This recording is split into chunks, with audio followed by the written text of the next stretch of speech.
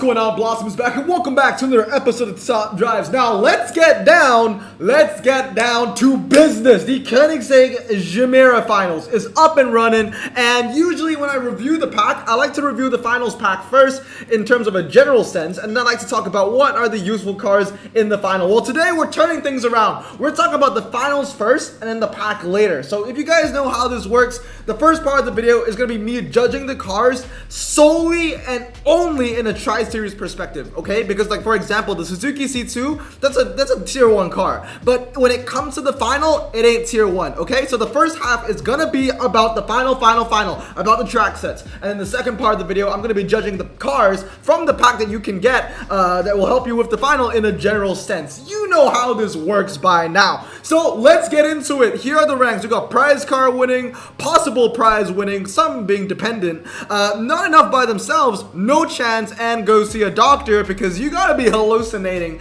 if you think any of these cars over here are gonna win you the Koenigsegg Gemera. So let's get into it. Now, this is an interesting one. This is an interesting final because, as you can tell from the thumbnail, and as you can tell, we do have a special guest appearance. It is indeed the God, the Stan, the Mazda MX-5. Yes, that can win you a prize car. Yes, I am using that in my hand. Yes, if I'm going to win the Koenigsegg Gemera, I'm not going to call it yet, but if I do win it, I am going to be using a Mazda MX-5, a rare. Yep, that's right, a rare, a D-Class RQ35, okay? And it's a Blossom Choice rare. Let's go. Blossom Choice represent, baby. Shows you how good that car is. But anyway, let's get down to business, okay? So these are the best cars that will win you prize cards. We have the Pagani. There's a lot of cars to choose from here. The Pagani Huayra Roadster, the Nissan R381, okay? So the Pagani Huayra Roadster, this is going to be your go-to car for the track sets in the final, kind of like the 1 mile and the hill climb. You also have cars like the Nissan R381, really good cars to use. I mean, I do have the spreadsheet open. I'm not going to talk too much about the spreadsheet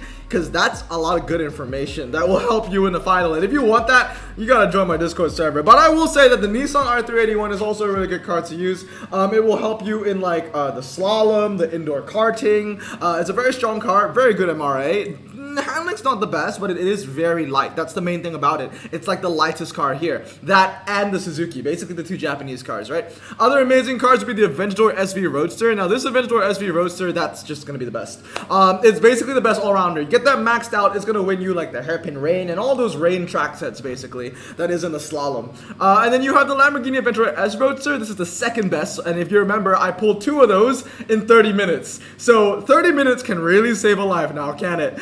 We got the Lamborghini Aventador J. Now, these 3, they all got to be here because they all have 89 handling, and they all have low 0 to 60s as well. 2.8 in the J, 2.8 in the SV, and of course the one I have is just a little more crap, isn't it? 2.9. Slightly better MRA. It's the car that you want to use for the 0 to 100 rain, but that's about it. And then you have the Lamborghini Huracan Performante Spider. That's the best handling out of all of them. You're going to get 100 handling in that, so that's going to be a very useful car to use. And then we have the 2 epics and the rares. Now, this is a pretty peculiar final because, as you can see here, we got some ultra rares in the second rank. Why are these ultra rares ranked higher than these legendaries and epics? Here's the thing, right? The RQ limit for the Koenigsegg Gemera finals is 425. For a final, for a Tri-Series final of this caliber, 425 is actually really low. I mean, in another sense, you can't run 5 high-end epics, legendaries, sorry. Like, a lot of finals you can run 5 legendaries, but this one you can't. So why the MX-5 is so strong is because of what it brings to the table. The bargain, okay? There are 2 track sets out of 4 track sets with a rain slalom. And this thing will beat all the super rares, all the ultra rares, some 333 legendaries, and some epics as well. And all that for how many RQ less? Like 60 RQ less? The Mazda MX-5 is going to win you the prize car if you have the cars to back it up. And the cars that would back up the MX-5 would be the high-end legendary. So basically, what the MX-5 brings to the table is it brings big performance, especially in that slalom, right? In the karting as well. Big performance. Now, I know some people might say, oh, Blossom, how about the Fiat 124? The Fiat 124 Spider isn't even in this list because the Mazda MX-5 is the god. It beats it. I know this. So basically, using the MX-5, you get to save a lot of RQ, which means that you have enough RQ to run Pagani Huayra Roadster, Aventador S, Aventador J, Aventador SV. This is exactly what my hand is for the final. I'm running the Pagani Huayra Roadster. I'm running 2 Aventador S's. I'm running 1 Huracan Performante Spider, all top tier cars, and then I'm wrapping it up with a Mazda MX-5. Because here's the thing: once I run these 4 legendaries, I'm given 48 RQ left. With 48 RQ left, I'm not allowed to use the BMW i8 or the Suzuki GSX.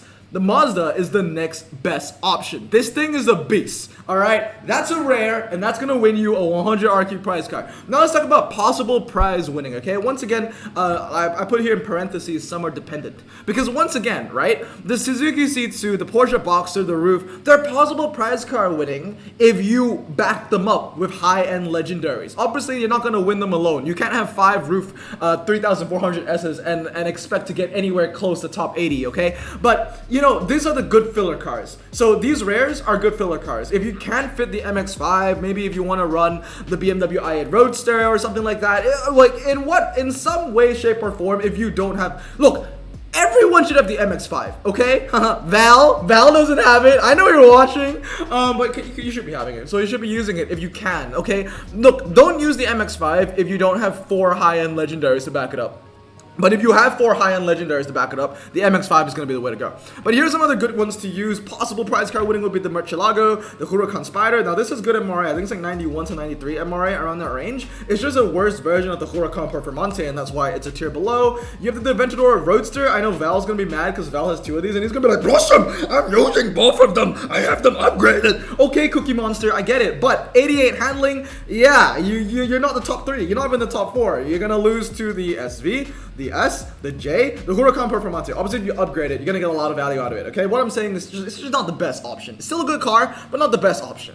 Some of the cars that are also pretty good would be the Yacht. I think a lot of y'all would have the Gallardo from Yacht.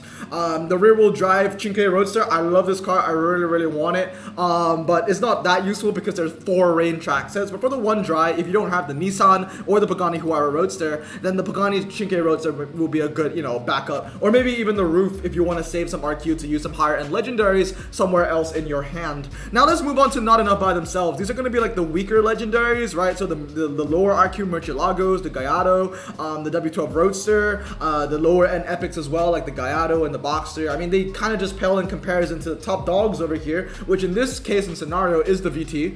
The Roof 3800S and the Mercedes SLS Roadster, and then you have this rear-wheel drive Huracan rear-wheel drive, which is completely useless, let's be honest. And then you have no chance. No chance would be basically this all-round 718 Boxster. Now I know the 718 Boxster, you could put it here because technically it would fit, but I'm pretty sure that these 3 cars, you can get more value over the 718. So the 718, unfortunately, it's an RQ saver, but it isn't the top RQ saver you want to use. If you had to use an ultra rare, I'd probably go for the Roof for the handling, or I'd rather go for the Suzuki C2 for the hybrid performance. But yeah, no chance would be these cars over here. We got the 3 of the lower end epics, almost the lowest end, and then we have the worst legendary. Honestly, like, this could be in Go See a Doctor, and like, I would be fine with that. Now, here's the thing, right? When it comes to tier makers, I know sometimes people disagree, but if you think that one car should be 1 tier below, that's completely fine, okay? But if you think that a car should be like 2 tiers below or 2 tiers above, then we will have a disagreement. But if you think that maybe like this Huracan should be a tier below or the W12 should be a tier above, that's fine. That's completely normal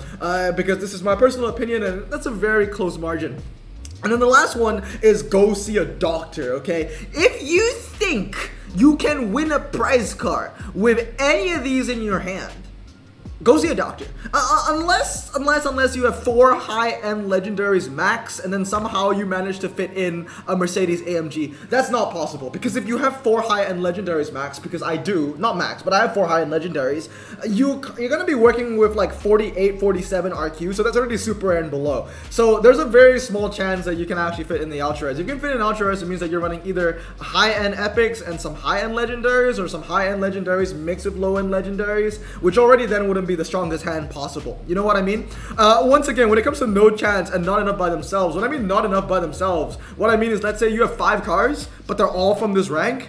yeah, the tier just speaks for itself. It's not enough. You're not gonna win it. It's the same thing with possible prize card winning, to be honest. You might be able to win the prize card if you only had cars from this, but you would need to have like a Max Murcielago, Max Huracan, Max Aventador Roadster, Max Diablo VT, basically what Val is running right now. But you want the best of the best, and the best of the best, in my opinion, are the cars up here. Now, why is the Suzuki GSX up there? Because this thing is ridiculously amazing on the slalom. It handles well, and it's very, very, very light, and you can save some RQ if you don't have the Nissan R381. So, you know, because it saves RQ, because of the value that it brings to the slalom dry, and because of its lightweight, I will actually put the Suzuki GSX up there with some of the best. But once again, if you disagree and you think the GSX should go down by one tier, that's completely fine. I can definitely see that as well. A part of me actually wanted to move the i8 and the GSX down, because in some respect, you are using these epics as RQ savers, but the best RQ saver is indeed, without a doubt, the Mazda MX-5. Or maybe the BMW i8 Roadster. It really depends on what the other 4 cars you're using. But anyway, these are the best cars for the final. Now let's move on to the best cars in the pack in a general sense. So if you're just here looking for final advice, that's it. Let's move on to the next part. Alright guys, well, this is the part where everybody knows how it goes down, right? We have Der Kaiser, Daily Driver, Frequent Provider, Pernicious Ulcer, Hall Garbage. Now let's just get straight into it because I don't want this video to be too long. So sorry, the Suzuki C2. I don't think I need to explain this car anymore. We made an entire 1-hour podcast about the Ultra Rares. That's Der Kaiser. Second one is the Nissan 370Z Roadster. I'm gonna put it under Pernicious Ulcer. It has decent handling, I will give it that, but it's not the lightest thing in the world, and the 0 to 60 isn't that strong.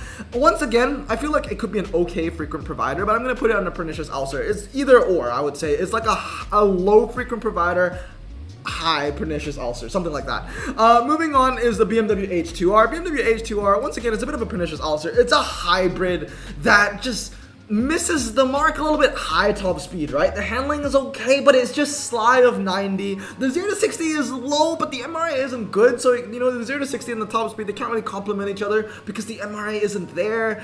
It's a Pernicious Ulcer. Like, it's a car that loses by 50 everywhere. You know what I mean? Which isn't necessarily a bad thing. It's just that if you want to get value out of it and you want to get a lot of wins, you're not going to find it from the BMW H2R. Next up is the BMW Z8. That is going to be hot garbage. It doesn't handle. The 0 to 60 is low, but it has no MRA.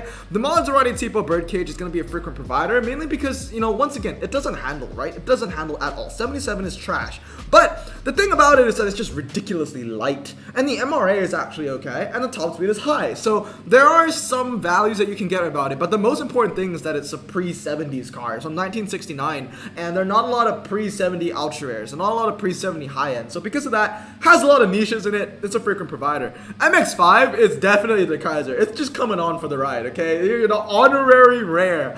The Mercedes AMG, that's going to be a Pernicious Ulcer. It's basically just the BMW Z8, but a little better, because it just handles a little better. Once again, they both have very low 0 to 60s and high, at least the Mercedes has a high top speed, right? The BMW doesn't.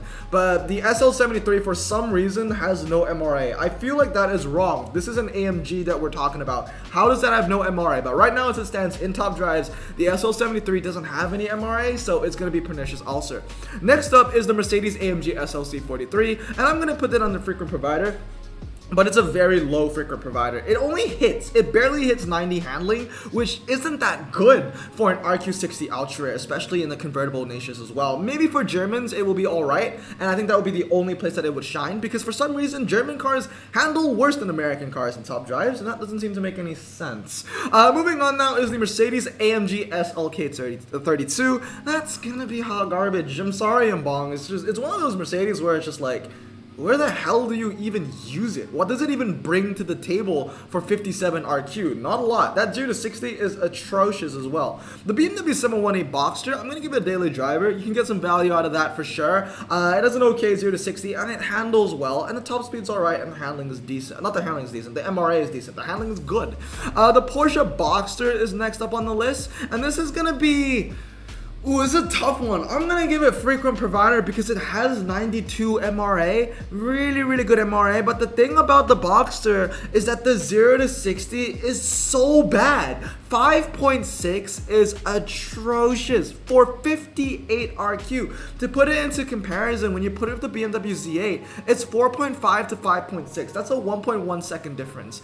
It feels wrong for me to put it under frequent provider, but we have to remember that it has 92 handling and it actually handles well. So because of that, it has its niches. Moving on is the Porsche Boxster Spyder. This is a car that I talk big guns of, okay? I condone this car because the main thing about it is it used to be an epic. Now, although it was one of the worst epics, now it's one of the best ultra rares. At least that logic tends to make sense. I don't use the Boxster Spyder that often, but it does bring good stats to the table. It's a low 0 to 60 combined with decent handling. 84 is kind of just off the mark. I want 85, I want 86 when it comes to RQ63, 62, around that range, right? So 84 is just okay. MRA is alright as well, and it's a pretty lightweight car, so I'll put it in daily driver. The roof, the same thing as I'm gonna put in daily driver.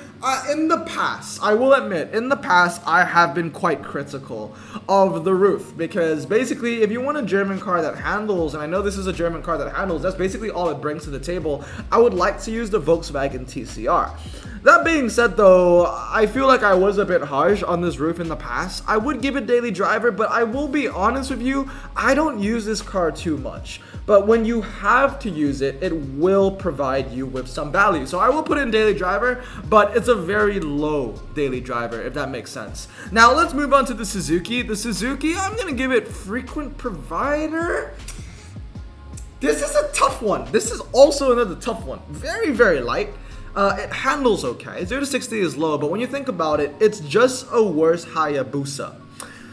But it still brings a lot of value. I think it's too harsh to put it under frequent provider. I'll put it under daily driver, but at the end of the day, it definitely isn't close to Der Kaiser. Okay, so once again, like the roof, I would say it's a low daily driver. The next one is the BMW i8 Roadster. The BMW i8 Roadster, I'm gonna give it Der Kaiser. Has 4-wheel drive, it has an okay 0 to 60, and it handles really well. The main thing about it is that it's a German car with 4-wheel drive that handles really well, and because of that, I'm gonna give it Der Kaiser. Moving on is the Diablo VT Roadster, and that's going to be a pernicious ulcer. I do not care what you say about it. I know it has MRA. According to Top Drives Club, it's 93 MRA, which is okay. It's not 100, right? It's not 102. If it was like Thanos Countach MRI, okay, I get it. Maybe I'll move it up to frequent provider. But 93 MRI, it's still good. But we're talking about a 77 RQ car with 82 handling. 82 handling. The 0 to 60 isn't low either. I mean, 4.3 0 to 60. I mean, for 77 RQ, I know it says 76 here, but that's an old picture. I'm thinking of other cars like the Hellcat. That's 3.7. What's the difference? 4.3, 3.7, 0.6 seconds? No, I don't care what you say. The Diablo VT Roadster is absolutely garbage. The next one is the Lamborghini Gallardo, and that's going to be a frequent provider. It's one of those cars where I just don't see it used that much because the Gallardo Coupe is a lot better. Well, it's just slightly better, but it's slightly better in every way, which makes it a lot better, right? You can still get value out of this though. It has 88 MRA in the Gallardo, it has 86 handling, and it has a high top speed with an okay 0 to 60. But at the end of the day, it's just an average car that you don't see a lot of use of. The next one is the Mercedes AMG SLS Roadster, and oh geez, well I don't know where to put this. I'm gonna put it in daily drive for now. I'm going to put it in daily driver for now. I have some points in my head that I want to just think about first.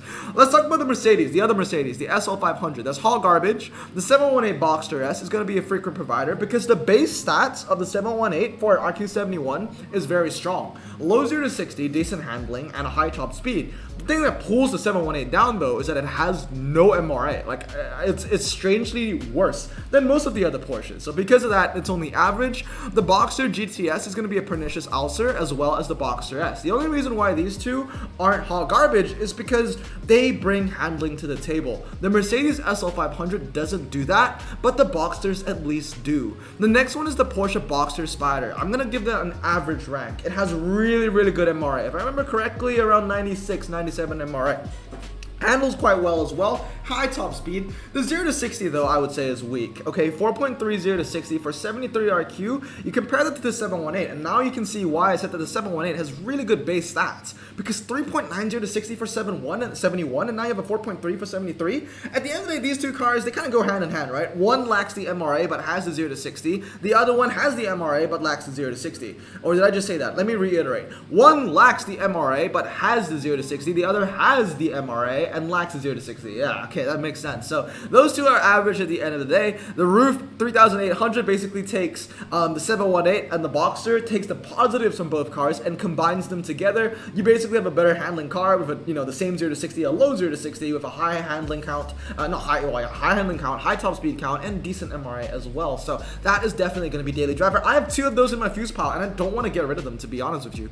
The Volkswagen W12 Roadster basically is a better version of the Roof 3800. I know it handles less, but the MRA is way better, and the 0 to 60 is about the same. We're talking about 100 MRA in the W12 Roadster, and also it has the 90s niche, which is a lot more curated compared to the 2010 niche, which has a lot more cars in the pool.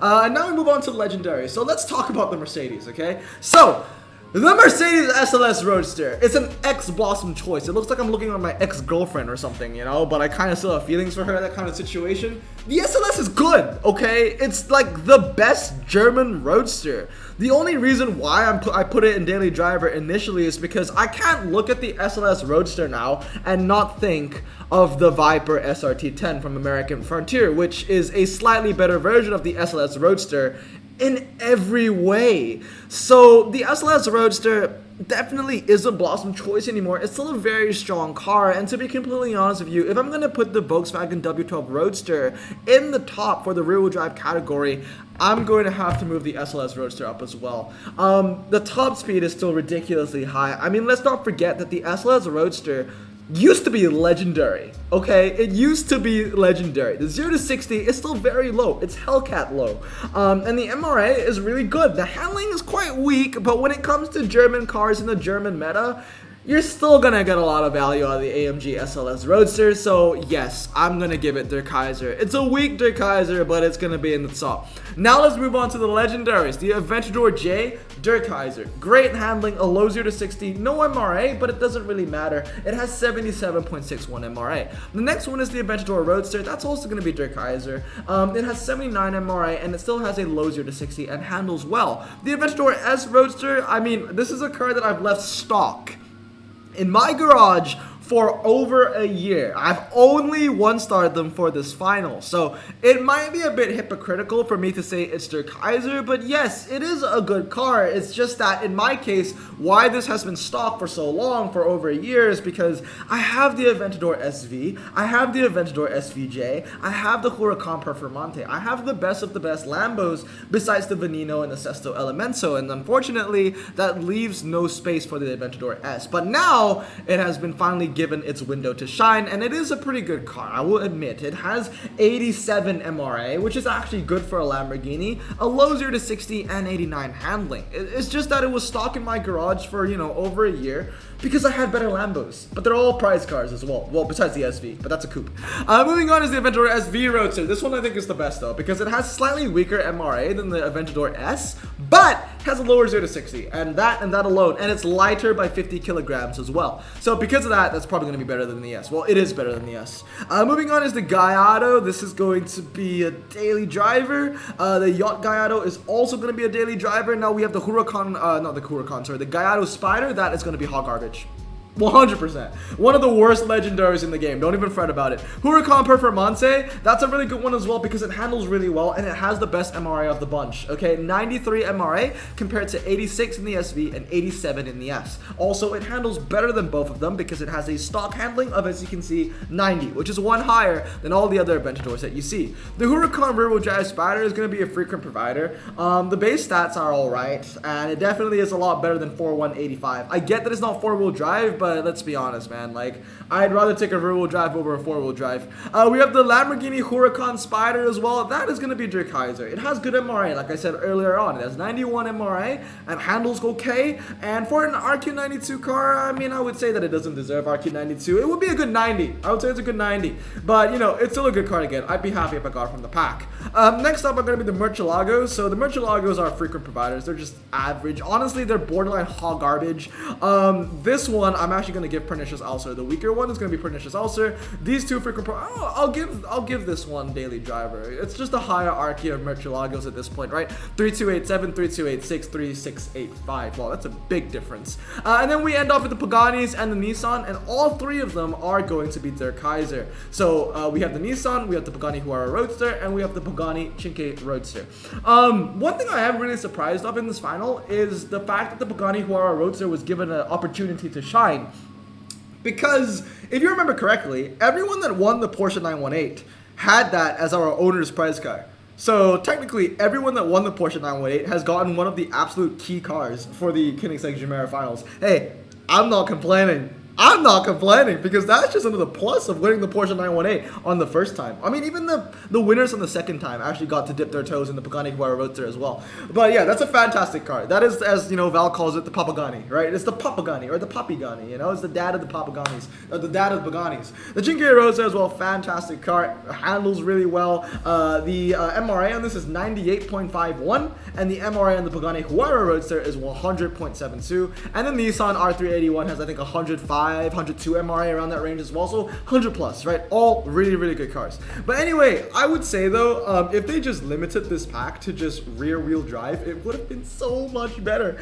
No, I realized that there's one car that I'm missing actually that's not being judged in here, and that is the Pagani, the other Pagani, the Pagani Zonda S7.3. Now, strangely enough, when it came to the filtering form in Top Drive's clubs, that didn't show up. And I'm only now realizing this at the end of the recording. But, I mean, to be honest with you, that Pagani isn't gonna get you anywhere. It's a good car. If I rank it here, I would actually put it in Der Kaiser. But when it comes to the, when it comes to the Tri-Series, I would probably put it, like, second tier.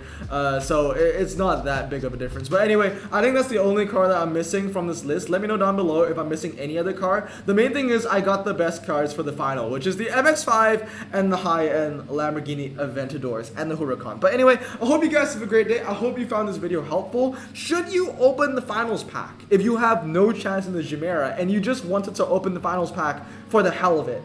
I mean, they're good cars in here, don't get me wrong, but I think you're better off opening like a rear-wheel drive Italian pack, because some of the best cars in here, well, they are the Paganis. So there are some okay Lamborghinis, but look at all the hot garbage that you can get. Personally, I don't think it's worth it. I really don't. If you don't have a chance in the Koenigsegg Gemera and you want to open this pack just, you know, for the hell of it, don't. Just refrain. Wait for Motorsport Carbon. Wait for a Carbon in your speciality. This isn't really worth it unless you want to go for the Gemera. It's not a bad pack for a final, not by any case, but let's say they took out all the four-wheel drive cars, it would have been such a better pack, because then you would have only the Paganis and the Nissan, and then you would omit all these like stupid Lamborghinis out of there. Like, I don't know. I'm theorizing at this point. That didn't happen. We have four-wheel drives. We can't get them from this pack. I don't think it's worth it. But anyway, I hope you guys have a great day. Remember, stay safe, wash your hands, and blossom out. Peace.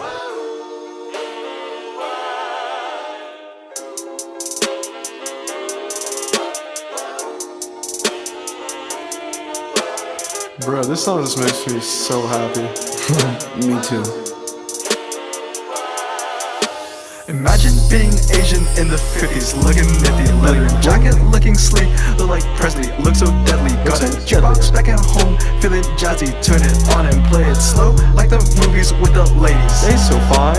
Imagine being Asian in the 50s, looking nifty, leather jacket, looking sleek, look like Presley, look so deadly. Got a jukebox back at home, feeling jazzy, turn it on and play it slow, like the movies with the ladies. They so fine. Sit back, relax in my Bonneville Pontiac. Hold tight ride all night, cruise to Jacksonville, Atlantic. Blonde hair, don't care, look like Leslie Brooks. Pin-up girls everywhere with the drop dead look. Swing it side to side as we slow dance to the night. When I'll hold your perfect hand and take you out just for a ride. We'll share milkshakes at the diner and rebel at every hour. We can watch it drop.